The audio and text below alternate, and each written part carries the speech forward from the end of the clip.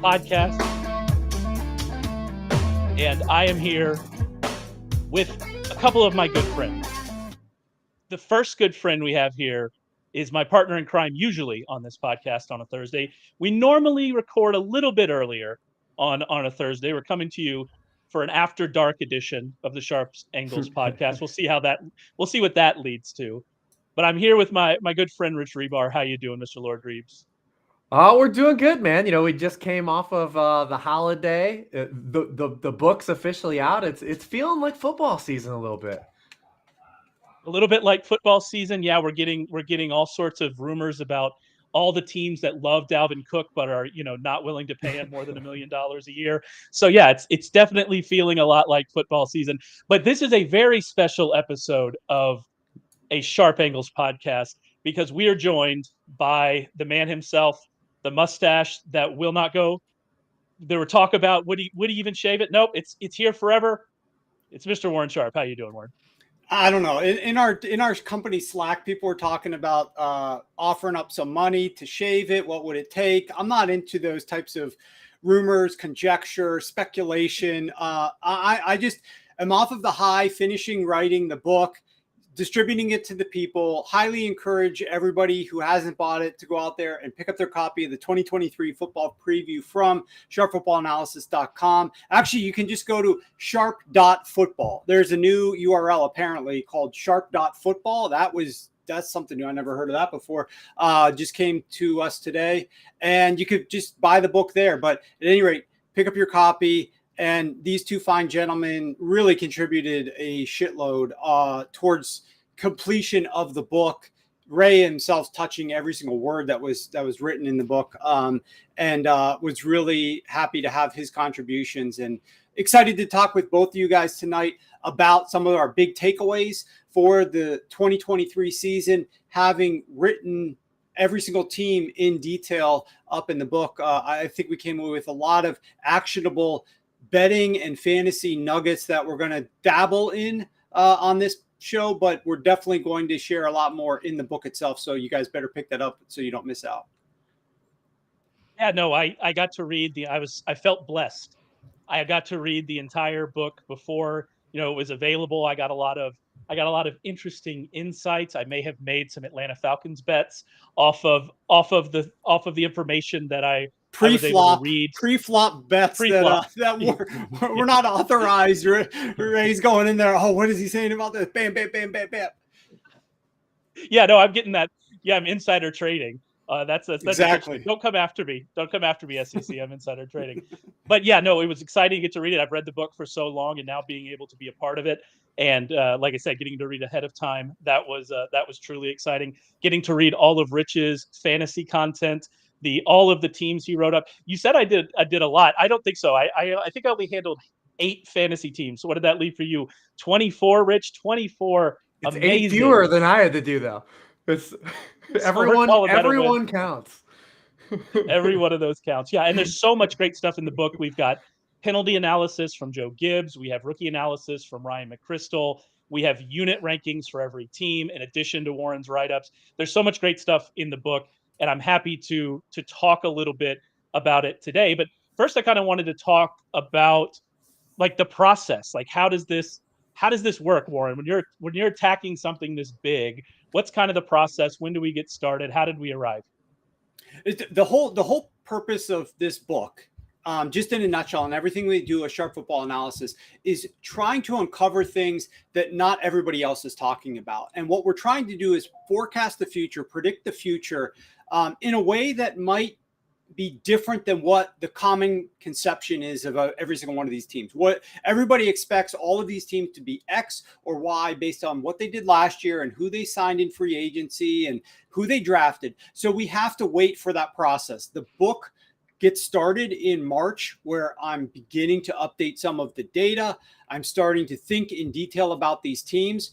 as we get free agency accomplished, then there's a little bit more information available. Then we see who they drafted. There's a lot of information available. Then we get the schedule release, and there's a ton of information. The picture is almost completed at that point in early May, with one exception, and that is, a few hours that it takes to do the rest analysis to understand who the league screwed by issuing the schedule in the manner that which they did.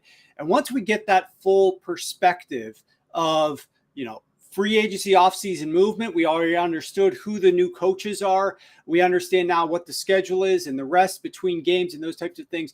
Boom, we're completely ready to roll. And there's just a desire for me.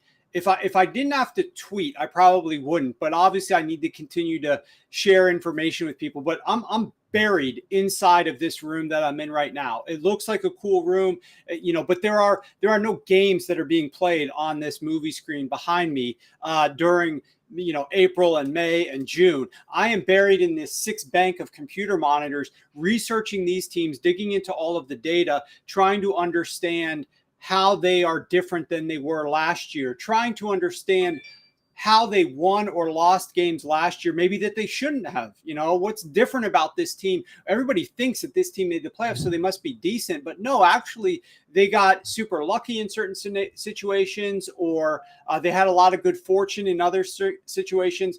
This was not the team that their record says that they are.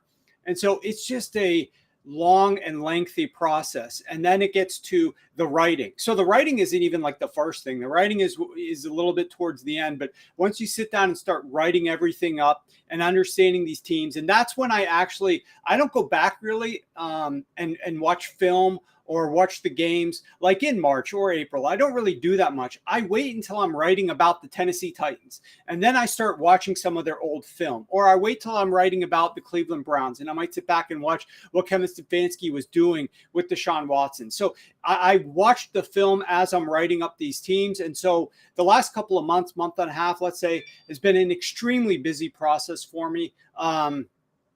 And I'm just so glad that it's over, right? And what I feel like is that this is the opportunity. It's kind of like Duck, Duck, Goose. Like I'm walking around and I am writing this stuff, and then I get to tap somebody else on the head and I get to sit down and take a rest. And so that kind of is like what I get to do now. I am, I've got all 3 buttons buttoned up here right now for those of you that are watching on YouTube, which you need to be going on to YouTube. If you're listening to this on the podcast, like tomorrow, get back up on YouTube, hit the button for notifications. We're up there live every single episode now. We're doing tons of YouTube live these days. But if you're watching me here, you see I've got the top button buttoned, but very soon this shirt's going to be coming down, not in a suggestive manner, but just in a relaxation manner, because I'm hitting the beach. I'm going to be there for a while, and I'll still be recording content, and you'll get a lot of great content from me on Twitter, maybe up on Threads, who knows, a little bit over on Instagram, some TikTok as well. You guys need to be following all of our platforms, but I'm going to be relaxing, and I'm giving you guys the book now. Now it's your turn to get to work. Like, it is the summer and you guys are ready, right? The page is turned and it's football season now that July 4th is over.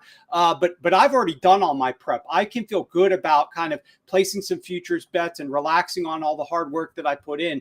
Now it's time to let somebody else read through this book and try to learn from what we researched. You'll see that my buttons aren't buttoned up. It can button now, so that's a promising step in the right direction. But yeah, we're going to try to get into summer shape here.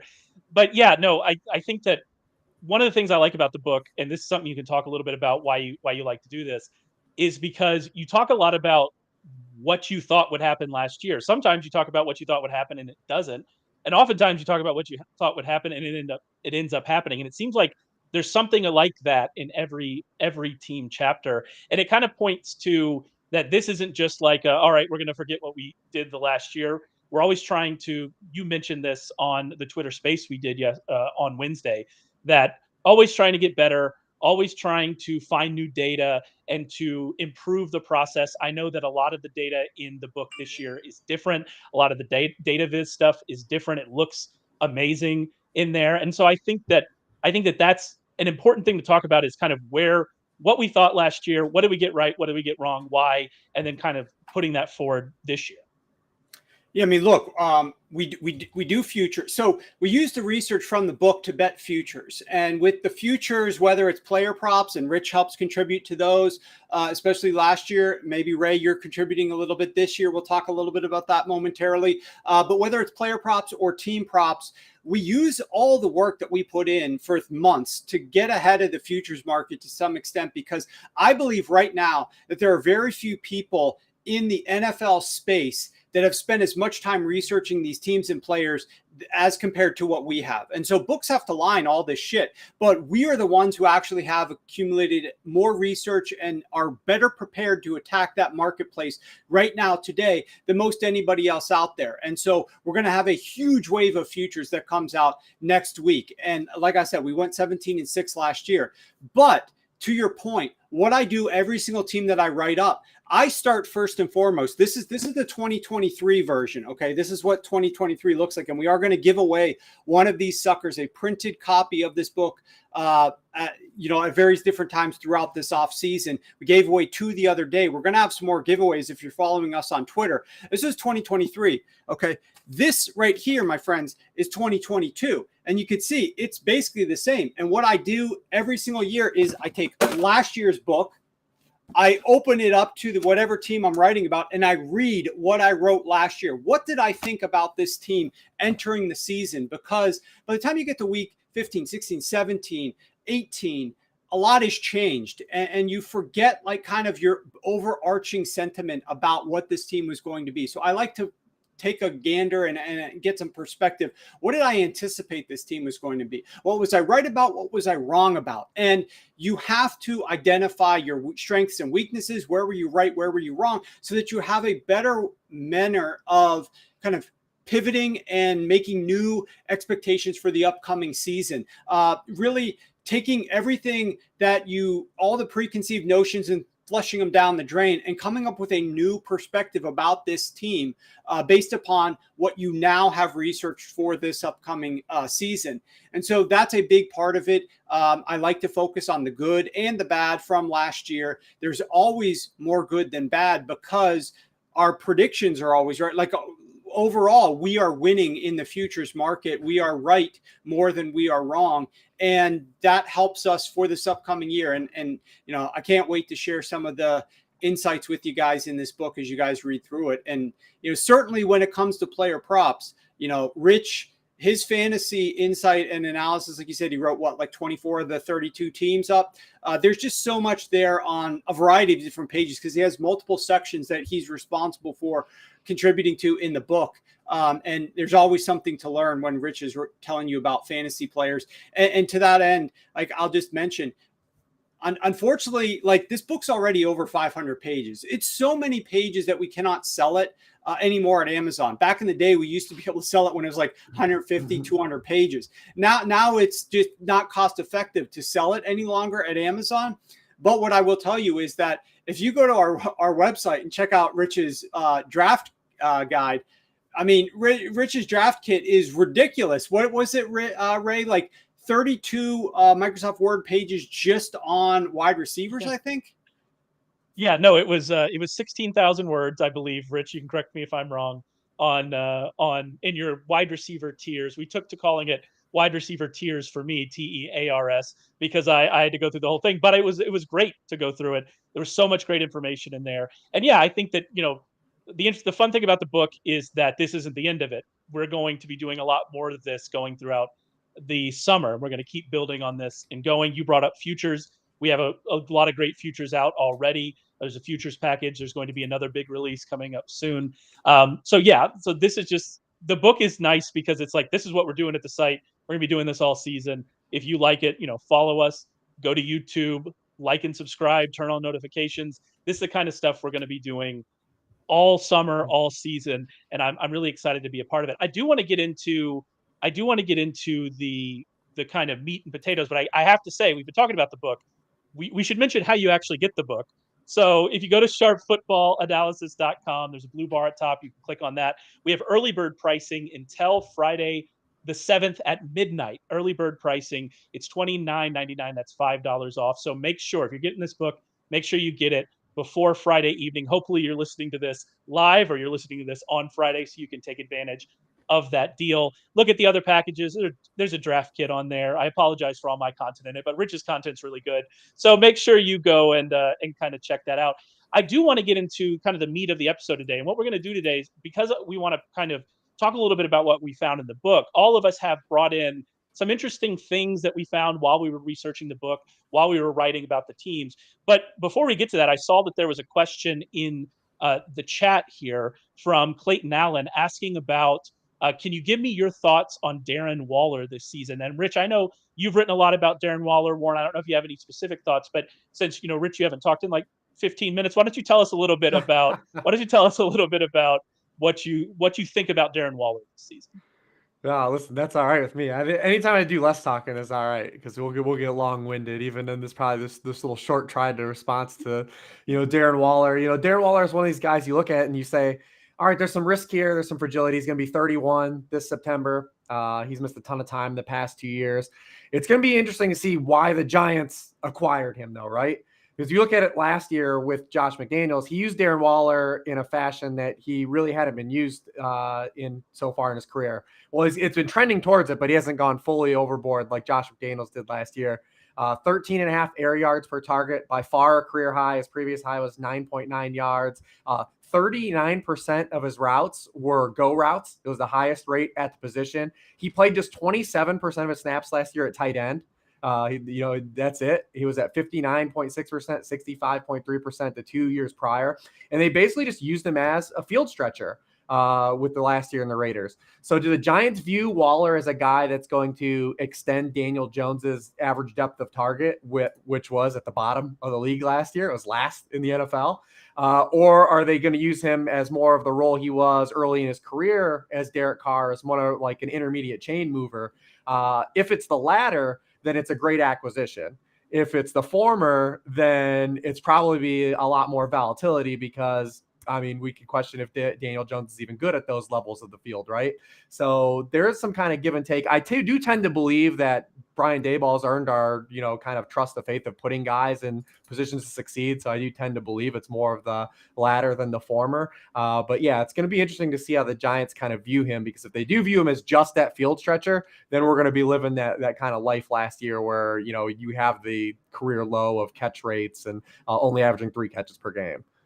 And I just want to add, Ray, just real quick, that Waller is going to give them the ability to utilize 12 personnel. We saw a different offense before the season started, nobody even knew who this dude was, but Daniel Bellinger actually contributed in a meaningful way, not fantasy-wise probably, but on the field, when he was out there, to this offense. And yes, this team needed to start games off quicker earlier on in the season. In particular, they needed to build up leads faster and focus on that rather than all these come from behind wins that they ended up recording to earn a playoff berth.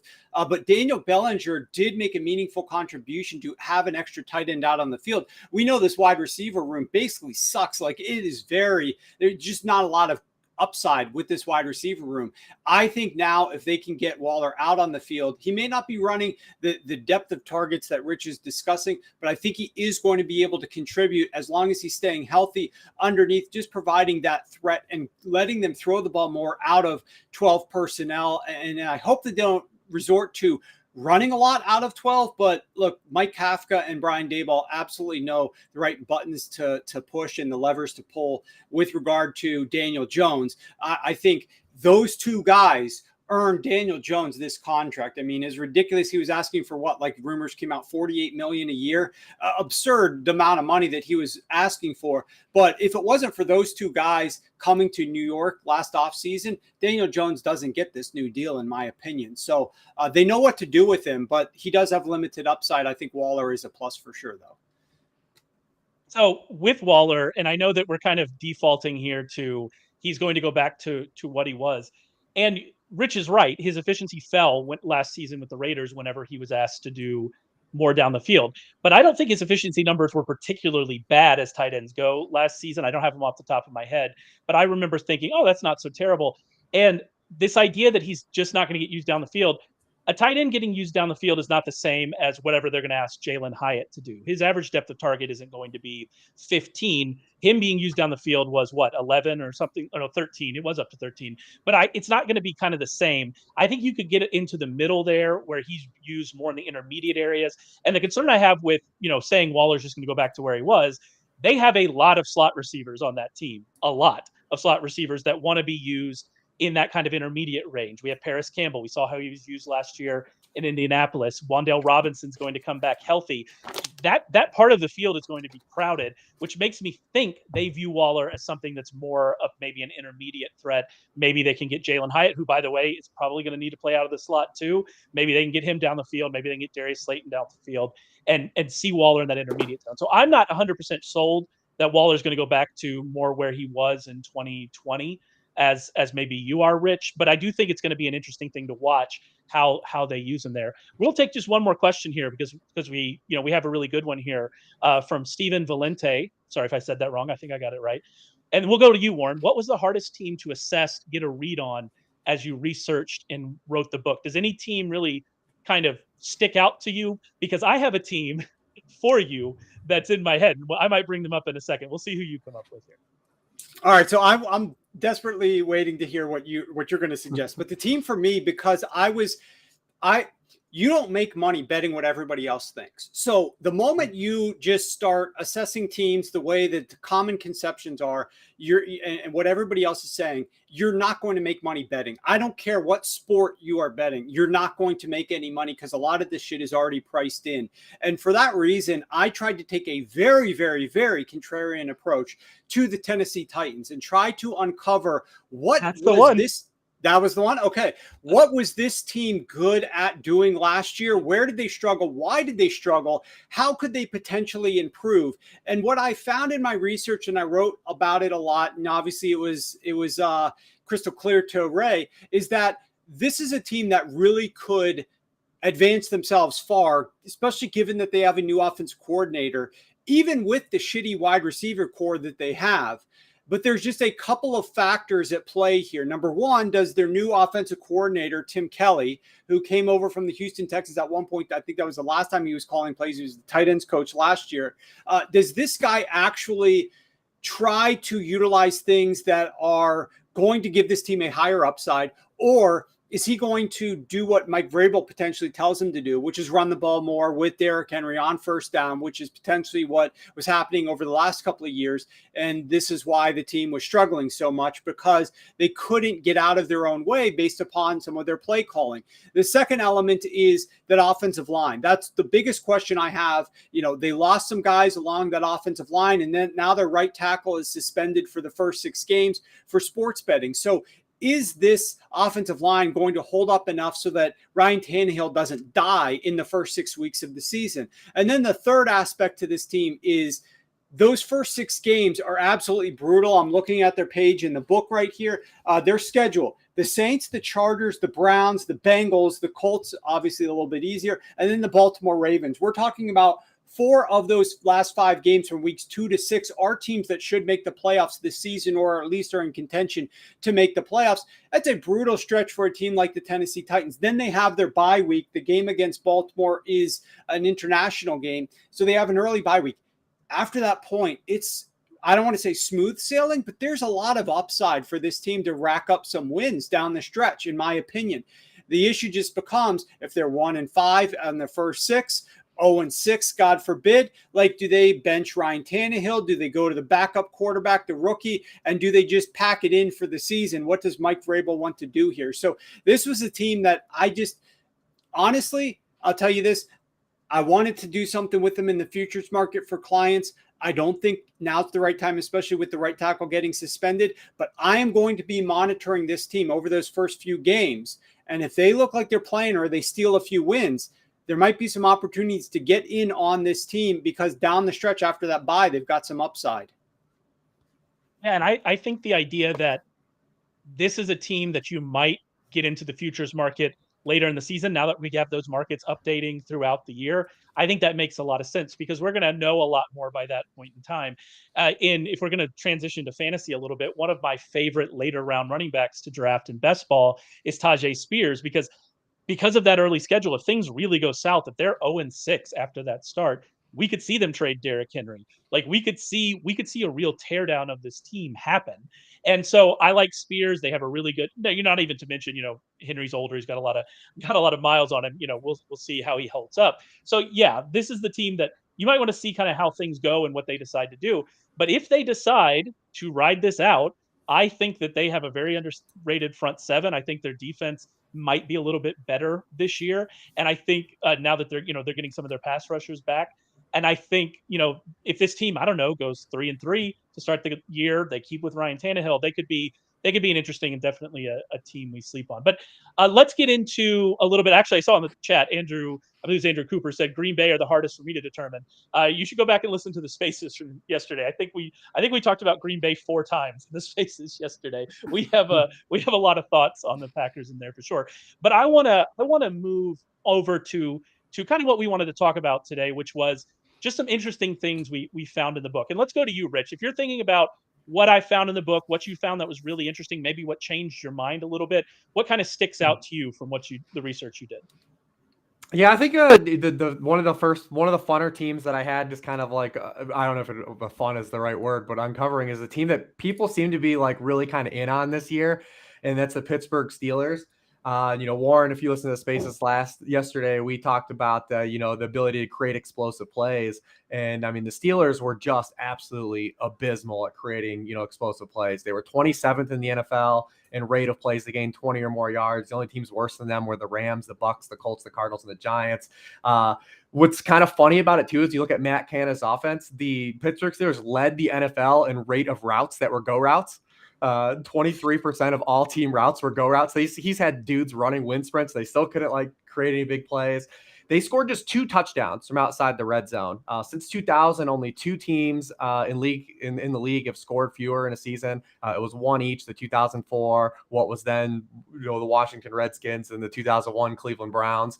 On touchdowns last year, the Pittsburgh Steelers averaged 6.8 yards per touchdown play last year. No team over the past 30 years has averaged fewer, and it might extend out further. The only data that I can find on it that only goes out 30 years. So it might even be worse. We don't know. That alone, when you look at it on the surface, you're like, all right, there's going to be some inherent regression to the mean. There's no way Kenny Pickett's going to have a 1.8% touchdown rate. There's no way Deontay Johnson's going to fail to score a touchdown on a bazillion targets he's going to get. But then when you go under the hood of this offense, where are they getting the big plays from, right? You look at Kenny Pickett last year on throws 10 yards or further downfield. He completed just 38% of his passes. It was 31st of the 33 qualifying quarterbacks for passer rating. Only Carson Wentz and Zach Wilson were worse. He was 31st in EPA per dropback on those attempts. Only Zach Wilson had a worse success rate on those throws. We know Deontay Johnson is a guy that's a great separator, but at no point in his career to this point has he ever been great at generating explosive plays. He entered the league in 2019. There are 96 wide receivers that have caught 100 more passes over that span. He's 81st in yards per catch. Over the 17 wide receivers that have caught 300 more balls that span, he's dead last among those guys. Then you look at what did they acquire this offseason, right? What did they draft? What did they get? They got Allen Robinson. Allen Robinson, if you watched in the past 2 years of football, he's looked dead. I mean, he averaged his lowest yards per catch of his career last year after setting it the year prior with the Bears. And it goes to the run game as well. Over the past 2 seasons, there have been 74 running backs with 100 or more rushing attempts. Najee Harris has a run of 10 or more yards in just 8.1% of his carries. That's 60th of that group. And no running back that has as many carries as Najee Harris over that span has a lower rate than him. The next closest is A.J. Dillon, and he's got 211 fewer rushing attempts than Najee Harris over that span. So they've kind of only got one big playmaker on offense, and it's George Pickens, and he was the guy that was wildly inconsistent due to quarterback play. So even when you say, all right, the Steelers, this is a team that's never had a losing record under Mike Tomlin. They're going to have some regression to the mean in this department, but where are all these big plays coming from? Because they don't have the personnel for it, and they play in arguably the best 1 through 4 front to back division in the NFL. And explosive plays are kind of the name of the game in the NFL right now, and I don't really know how the Steelers generate them. Jaylen Warren, that's the answer to your question. And I know that we've talked about that on a separate podcast, but just to kind of bring it up, all those bad numbers you listed for Najee Harris, Jalen Warren last year was better than him in all of those situations. And we're getting into year 3 now with Harris. And so we're getting to the point where, kind of the CEH point, where if Harris just continues to be, and he was better down the stretch, to be fair, but if he continues to be a noticeably worse running back than Jalen Warren behind the same offensive line in the same offensive scheme, maybe that's a place where they could find more explosive plays. But you're right; it was a real problem last year. Any thoughts on the Steelers, Warren? Yeah, I just echo Rich's statement. If they are not able to score the football from outside of the red zone, more teams are matriculating the ball down the field, but less teams have Patrick Mahomes, right? Like, I don't care how good Kenny Pickett is. More often than not, if you put this guy in a third down situation, he is going to not be able to convert. And that's something that Patrick Mahomes and Andy Reid are able to work around because of their early down efficiency. Najee Harris was outplayed by Jalen Warren a lot last season. And I was posting some of the stats last week on Twitter, and some of the guys were commenting, well, Najee started off with an injury. I said, okay, you pick whatever week you want me to start the comparison. You want me to start at week 8, 12? What time frame do you want me to start? Najee was better. Najee was worse no matter what week you started. Now, I'm not suggesting he's a better player, but the point remains, was that a prudent draft pick for them to take Najee at the point that they did? Could have they used a different player there? And look, Mike Tomlin, I write about it a lot in the book. I encourage all Steelers fans to go in there because there's something for each of you. There's a line drawn in the sand between Steelers fans. I know one of my neighbors is a massive Steelers fan. It literally goes to every single game, basement all decked out in Steelers stuff. And the problem with the Steelers fans, well, not a problem, I guess it's just a fact. You're either pro-Tomlin or you're anti-Tomlin. Pro-Tomlin, we've never had a below 500 record. We're always competitive. We're always a game or two away from doing something really special. The anti-Tomlin crowd is win a playoff game, make a run to the Super Bowl. What have we been doing over the last decade plus? And so there's a frustration there. And it sparks that old Skip Bayless style debate, Ray. It's like, would you rather have a team that goes 4-13 for 3 straight years and then makes a run to the Super Bowl, or a team that's always like fringe wild card team, but can never get past that, right? And so that's where the Steelers need to find some answers. As a Penn State fan, we call that the James Franklin conundrum. So we'll see. We'll kind of see where we go. It must be a Pennsylvania thing. Warren, yeah, no, it's a full-time Pennsylvania thing. We were there with Doc Rivers for a while in Philadelphia. Full-time Pennsylvania situation. So, Warren, what about you? What's one thing from the book that really stood out to you as you were doing your research? Well, there's a lot, and we'll get to a few of them here. One of the teams, we've talked about them before, might as well continue discussing it here on the podcast format of the show, and that is the Atlanta Falcons. And this is a team that I'll just throw out 2 statistics, okay? The first one is 15 of 17 games. In 15 of their 17 games, this team was competitive and in the game. By that, I mean they either won or they lost by no more than 1 score. So at any point in time, if they could have gone down the field and scored a touchdown, they would have tied or won that game. They did that in 15 of their 17 games. I don't think a lot of people realize that when they look at their record from last season and think this team was a big disappointment, but they were competitive. The only teams that had more games that they were in last year were the Chiefs and the Buffalo Bills. So that's number one, statistic number one. Statistic number 2 is $84 million. $84 million. That is what the Atlanta Falcons used in dead cap on players that did not play for them last season. Okay, they only spent $203 of $208 million on the salary cap last year. And of that 203, 84 was dead cap on guys that weren't playing for them. It was more than what they spent on their defense. It was more than what they spent on their offense. That $84 million was second most in the NFL, behind only the Chicago Bears. That is now down to $11 million this year. They are able to spend their cap dollars on players that are actually going to contribute for this roster this season.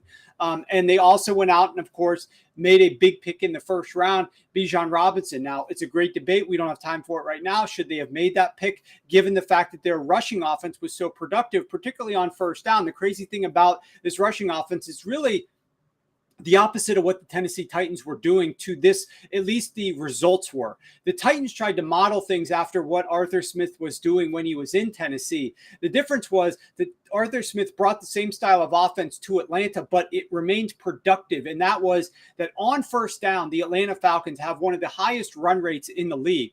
And for that reason, they attract a ton of defenders into the box. But this still was a top 5 efficiency offense when they ran the football on first down. So despite all those defenders being there, despite them running into loaded boxes at a ridiculously high rate and being very predictable, I wish that would regress a little bit, but they still were doing that. They still were a top 5 offense running the football. And what it allowed them to do is then get big strikes through the air on top of it. And a lot of people might be shocked to know that this team averaged the highest yards per pass attempt on first down of any team last year, is because of all the play action that they were able to utilize throwing the ball down the field. Arthur Smith used the number 1 highest rate of play action of any team in the NFL. And for these reasons, this offense is just so unique. And what I love about teams in the league more and more as I study like the nuances is a team that does something differently and does it really well, because it makes it difficult for opponents to defend. It's not good if you do something differently, like the Titans run the football a lot, but you don't do it well at all and you're terrible on these first down rushes. But if you do it differently like the Falcons and you're good at doing it, it makes defenses have to adjust. And I think all of these young wide receivers or tight ends have another year under their belt with this system. I think there's some realization that they can improve their game. And then, of course, we have to hope that we get that second-year sophomore jump from Desmond Ridder at quarterback. And if all those things come into play, and this team's only going to go as far as Desmond Ridder goes, and he can't be much worse than Marcus Mariota was last year, but will he actually do enough to get this team into the postseason? That remains to be determined. But there's a reason why I wanted to roll the dice and take the Atlanta Falcons over their win total to make the playoffs and to win this division at some long shot odds, because I think there's upside for this team. And so we got involved in the Falcons heavily and early this offseason. If you were following along via the futures package that you bought at the website or reading the book, which you did the other day, hopefully, you saw a lot of information in there about reasons to like the Atlanta Falcons beyond what I just shared. And Rich and I actually talked about the Falcons on last week's podcast because they were one of the 2 free chapters we offered. So I just want to call that out. There are 2 free chapters available at sharpfootballanalysis.com. The Giants and the Falcons are available for free. If you've never read the book before, you want to get an idea of what it looks like before you buy it, those are there for you. They're the full chapters. They're exactly what you get for every other team. So go and check that out. I think after you read those, you'll understand the depth of this preview book. But I do want to give Rich some time to talk about the Falcons, because as we learned last week, he hates Arthur Smith. He hates the Falcons, and he thinks that they're going to pick first next year and take Caleb Williams, right? Did I sum up your argument roughly correctly, Rich? Yeah, that's as you've been prone to do, to just tear down my nuanced takes. But no, I mean, listen, I'm pro Falcons win total. I think that their win total over is a really good bet, and it was when it was, I believe it was a full win lower than where it is now, where you can get it now. I tend to believe that a lot of the things that are pros for the Falcons, I believe, are bugs and not features, though, for them, like actually like competing big picture. So I think that we need to see Desmond Ridder obviously play well. But if you just want to play a bunch of close games, I just think that opens you up in today's NFL to too much variance. And that could be a shortcoming. Like the Falcons could be a really good team playing a bunch of one-score games. They could go negatively against them. So there's a lot of fragility in the style of football they want to play. Hey, Warren, he hates the Falcons. Just like I said, like we could have just. You got to love that schedule, he's not wrong about the close games, but the hope is naturally that they can actually. I mean, it was ridiculous the rate that Arthur Smith was running the football while he was losing last season, and I just hope that Arthur Smith continues to evolve as a play caller, not having Derrick Henry on the roster and just having, I mean, think about the talent that they have. I mean, this is not one of the best skill groups in the league, But when you talk about the balance of backs that they have in their workhorse in that stable, along with like some semi-talented guys that are younger but unproven, there is a lot of room for upside here. I just think Arthur Smith needs to come into his own a little bit more as a play caller, and I believe that he can evolve a little bit. And I think that is something that I'm willing to bet on that he will do a little bit more this year, at least to the point so that if he doesn't, I'll be able to complain a lot about it. So you called out them running from behind. One of my favorite stats I found was the Falcons were 13.7% under their expected pass rate last season. A great way to get there is, running when you're behind. And that would have been the lowest in somewhere around a decade if the Chicago Bears last year weren't 14.1% under their expected pass rate. So we had two really historical under pass rate seasons last year, which was really impressive. One of the things that stood out to me as I was going through the book was Chicago's backfield, because I think if you looked at and you just kind of paying attention to free agency and you saw David Montgomery left, he went and joined the division rival Lions, you might think to yourself, okay, this backfield is going to take a step back, for lack of a better word. But I don't really think that's the case. In fact, I think this backfield is probably going to be better than it was last year. Because if you look at who's now in that backfield, we have Khalil Herbert coming back. He missed some time last year, but Khalil Herbert last season was first in rushing yards over expected per attempt. He was one of the better yard creators, at least last season. If you go back 2 years, that was also the case. If he wins the starting job, I feel like he is going to be an explosive runner, something that David Montgomery wasn't. They brought in D'Onta Foreman, who D'Onta Foreman's a really interesting kind of case to me, because over the last 2 years, he's been 14th in yards after contact per attempt. He was a great stopgap option for the Titans. He was a great stopgap option for the Panthers. And he was a third-round pick. I don't think we really remember how good his draft capital was. Then he suffered the Achilles injury. He kind of fell off for a couple of seasons. I think we view D'Onta Foreman much differently if that Achilles injury doesn't happen. And I think he's probably more talented than he gets credit for. And then they drafted Roschon Johnson out of UT. He was the backup to Bijan Robinson. He didn't have a ton of production because he was the backup to one of the premier running back college talents that we've had over the last decade. But he was good whenever he got the ball. He forced a broken or missed tackle on 35.5% of his carries last season. And you put all that together, and what I think they've amassed, 3 good running backs, 3 yard creators, which is what you want out of a running back, to go with Justin Fields. And we already know that rushing quarterbacks open up lanes for running backs. I think this running game could be, especially if Fields takes a step forward, especially if they throw more on first down, I think that this running game could be pretty explosive, which might not be the way you view it whenever you see, David Montgomery left town. Any thoughts on the Bears, Rich? Yeah, I mean, they're a tough team. I mean, I'm looking at from a fantasy stance, it's just so muddy to try to figure out, because the bummer is they're all good runners, like you laid out, right? And their quarterback's a great runner. So you don't know like who's going to get the touchdowns there. And the weird thing is they all kind of play the same role, because they're all kind of zeros in the passing game. I mean, D'Onta Foreman's a guy who hasn't played third downs the past 2 years. Khalil Herbert, this staff didn't play him on third downs at all.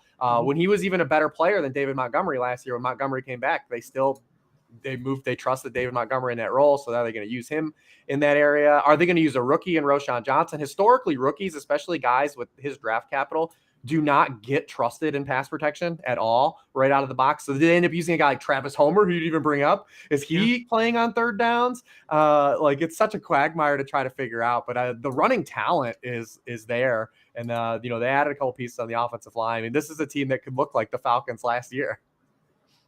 Yeah, and I actually think, you bring up the offensive line. I think their offensive line was a little bit underrated last year from a run blocking perspective. They were pretty good. You're right from a fantasy perspective. I'm more looking at this from like, what will the Bears rushing attack be? But from a fantasy perspective, it's an absolute Falcons-esque nightmare. Yeah, it is. Remember the Falcons? Exactly. They were getting like a lot of production out of guys like Caleb Huntley, like when he was running. And obviously, we know the season. Tyler Algier had as a 5th round pick, and then obviously CPAT, who never played really full time running back in his life for the past 2 years.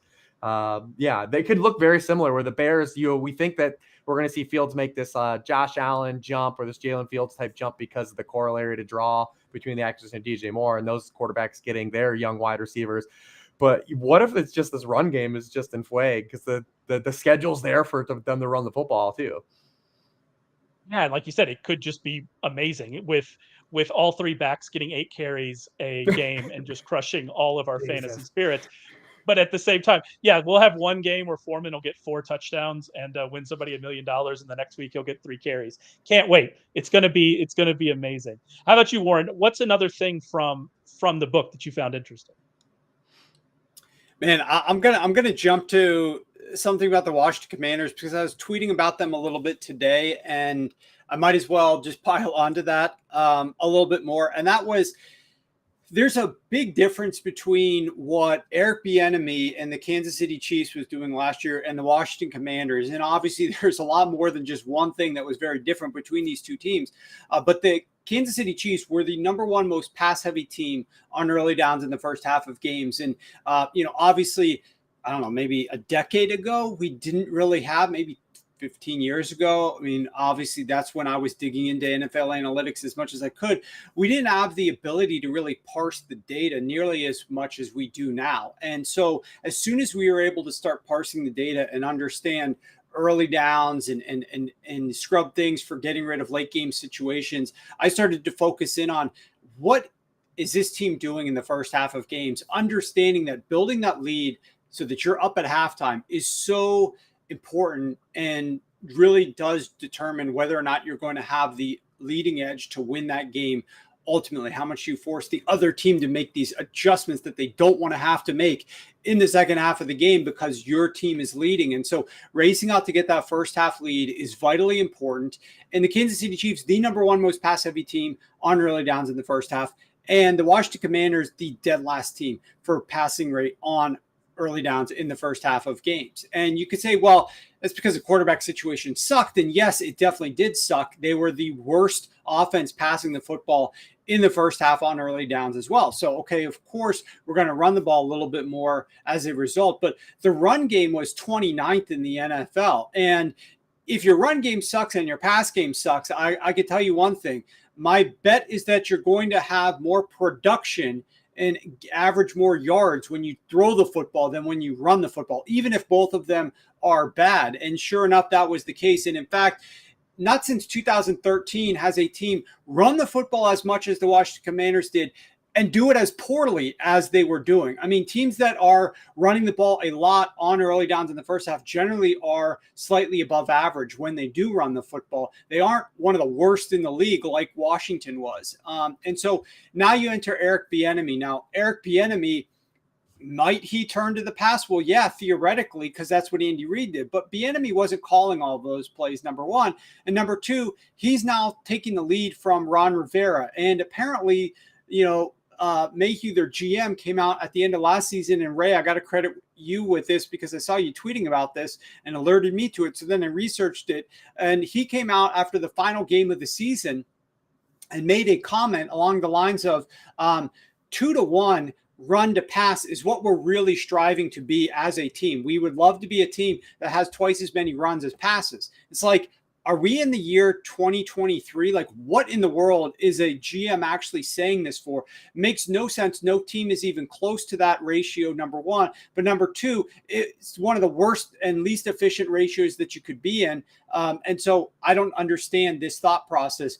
Bottom line, though, we might see Eric Bieniemy and his desire to pass the ball handcuffed a little bit because of the young quarterback that he's got, which is a 5th round quarterback that really, I mean, I could go off on a major tangent here and I won't about Ron Rivera and why he should have potentially been fired. And it's been 3 years with a new organization. He has no winning records, nor does he have a long-term answer at the quarterback position. And if you can't win, at least fucking figure out your quarterback position. And they're just by default going with the 5th round quarterback that they happened to draft last year because all the other guys that they've gone after have been terrible. And so how can you not say that part of that is Ron Rivera's fault and get a coach who actually understands how to build a roster? But is he going to limit the passing attack here even further, rely on this rushing attack? And I'll let Rich talk about, or you, Ray, about Antonio Gibson versus Brian Robinson and, what we think that these guys are going to contribute offensively this season. But I just, I don't necessarily love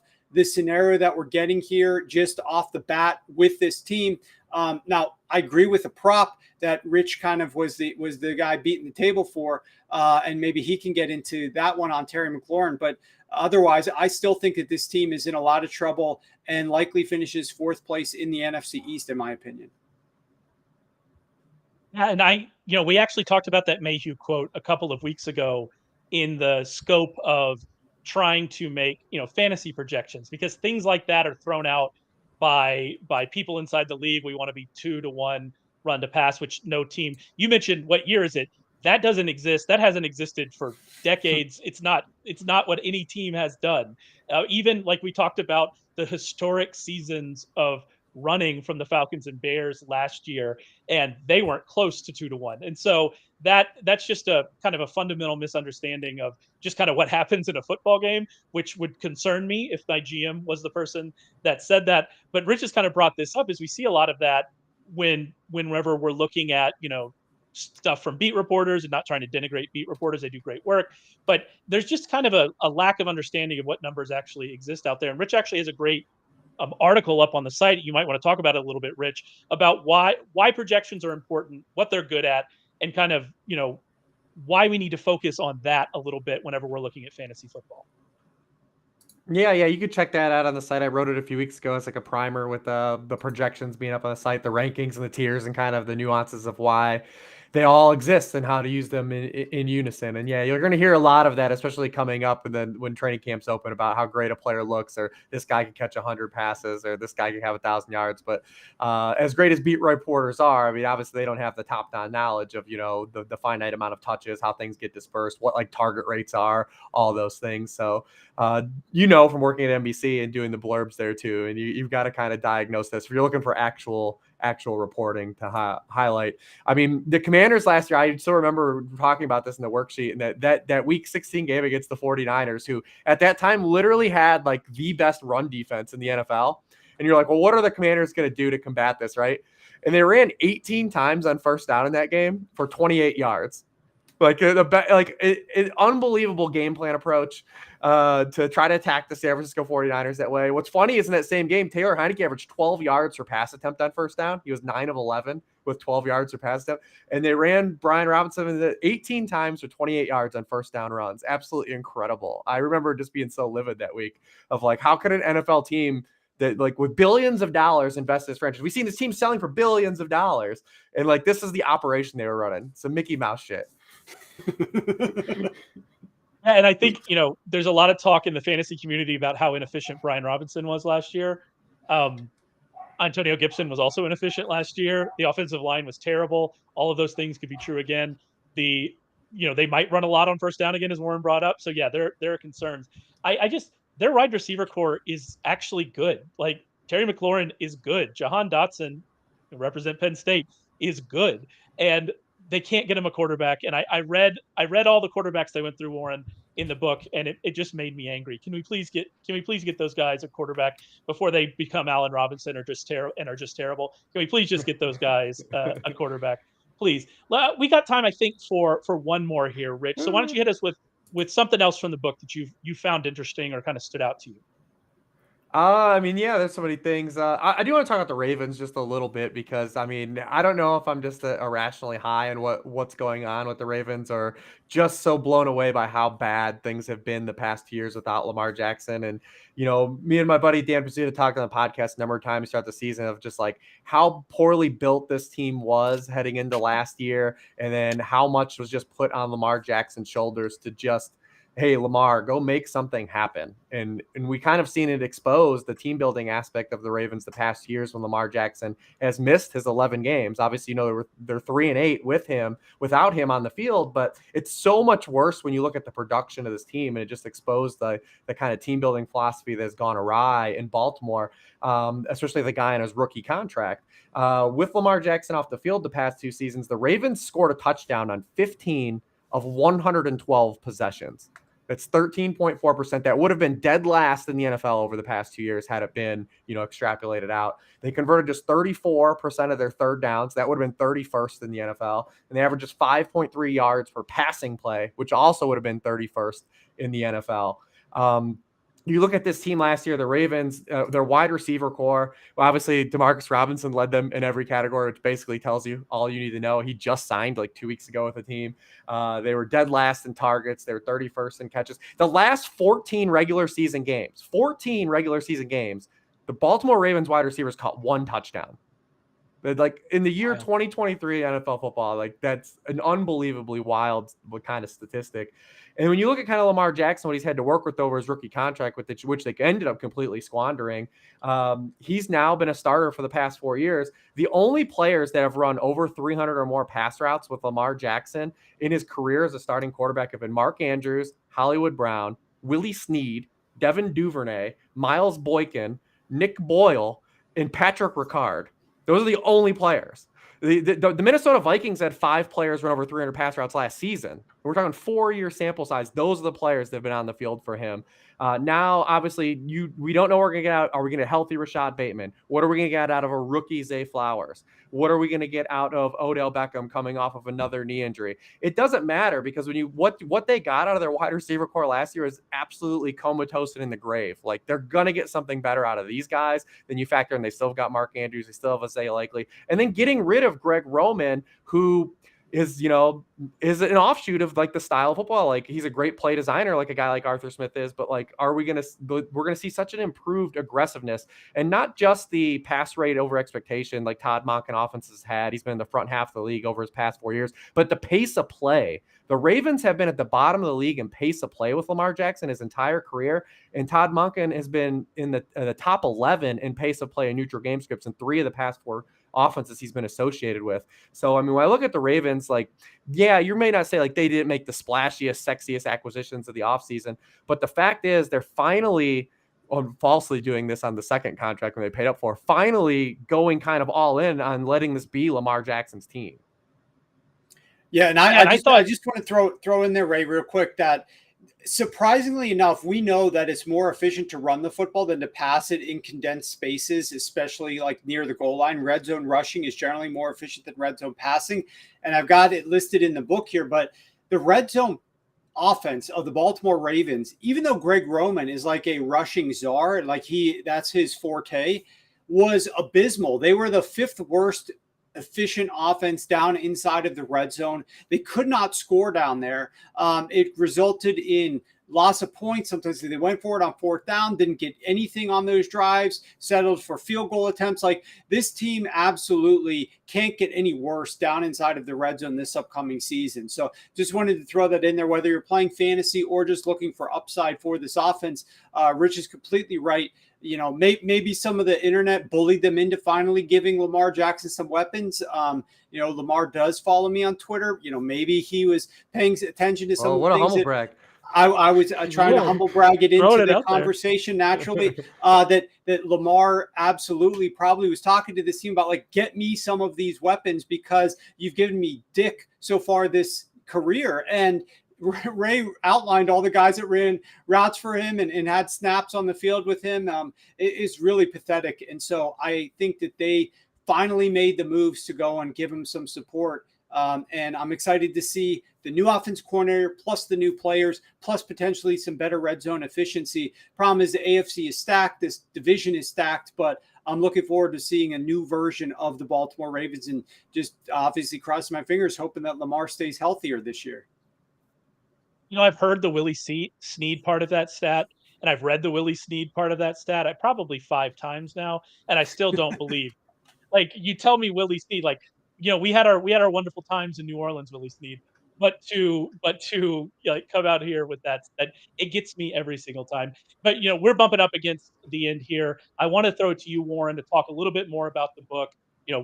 Make that call. It's such a good book. I just want you to be able to talk about why it's great and why these people should get it.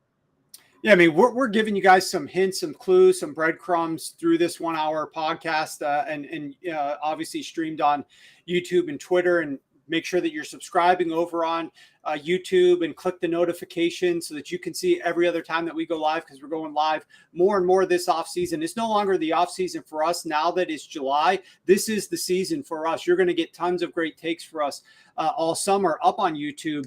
But the main thing about this book is it's impossible to cover it in 1 hour. It's impossible to cover it in 6 hours or a full day of just doing live, Twitter spaces or YouTube. You really need to get down into the nitty gritty of the book. And I'm holding it up here to show you on the screen. I mean, there's just pages, just written analysis, but also a lot of the charts and graphics that you can see. And I'm looking at it on my computer monitor here as well. It's beautiful. And you could tab to every single team, over 500 pages. You're not going to regret it. And if you are on the fence and you're like, I don't know if I want to commit, $29 to buying a book to help me with the season and win bets and do better in fantasy football. Number one, maybe you aren't taking the season as seriously as you should, because don't go wasting a lot more money than that on some of these, entry fees and leagues that you're getting involved with and bets that you end up making. If you're not willing to commit just $29 to a book that's going to get you more prepared than you could ever be without it, number one. And just number two, I'll just tell you this, if you buy the book and you read through it and you're totally dissatisfied, come knock on my door. Come tell me about it. You can find me on Twitter @SharpFootball. Tell me that you didn't like it. Tell me that you got no value out of it, and I'll give you a refund. I mean, I stand behind this product. I've been doing the same exact guarantee for years now, and nobody actually has ever come to me and said, honestly, this book stinks. I learned nothing. It was not worth me getting invested into the book. So I just encourage you. It's up on sharpfootballanalysis.com. Early bird through Friday.